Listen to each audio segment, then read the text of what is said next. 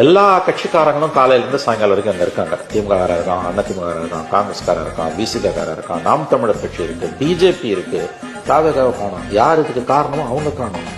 அது கட்சியே இல்லைங்க. ஏன்னா செகண்ட் ரேங்க் லீடர்ஷிப் இருந்திருந்ததுன்னா இந்த மாதிரி சம்பவங்கள் நடக்காது. செகண்ட் ரேங்கே இல்ல.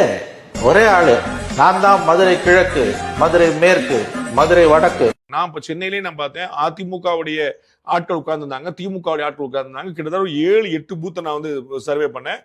அங்க வந்து தாவேகாவுடைய ஆட்கள் உட்கார்ந்துருந்தாங்க. அது ரொம்ப முக்கியமா கவனிக்க வேண்டிய விஷயம். தாவேகாவுடைய கேண்டிடேட் ஒருத்தர் சொன்னார், சார் ஒரு 10-11 மணிக்கு மேல எங்களுடைய ஏரியால டிஎம்கே எல்லாம் கிளம்பி போயிட்டாங்க, ஆனா எங்களுக்கு சாயந்தரம் வரைக்கும் பெட்டி வண்டியில ஏறுற வரைக்கும் உட்கார்ந்தாங்க சார் அப்படின்னு சொன்னார். ஏடிஎம்கேக்கா ஒர்க் பண்ணவர் சொன்னாரு, TVK people enjoyed what they are doing. அவங்க வந்து நம்ம வந்து களப்பணியில் உட்கார்ந்து ஒரு பெரிய ஒரு மிஷன்ல உட்கார்ந்து அந்த மாதிரி உட்கார்ந்தாங்க. இன்னைக்கு அதிமுக திமுகவில் காசு கொடுத்தாதான் அப்படி உட்காருவாங்க. சோ இவங்க வந்து புதுவிதமான ஒரு அரசியலை வந்து முன்னெடுக்கிறாங்க.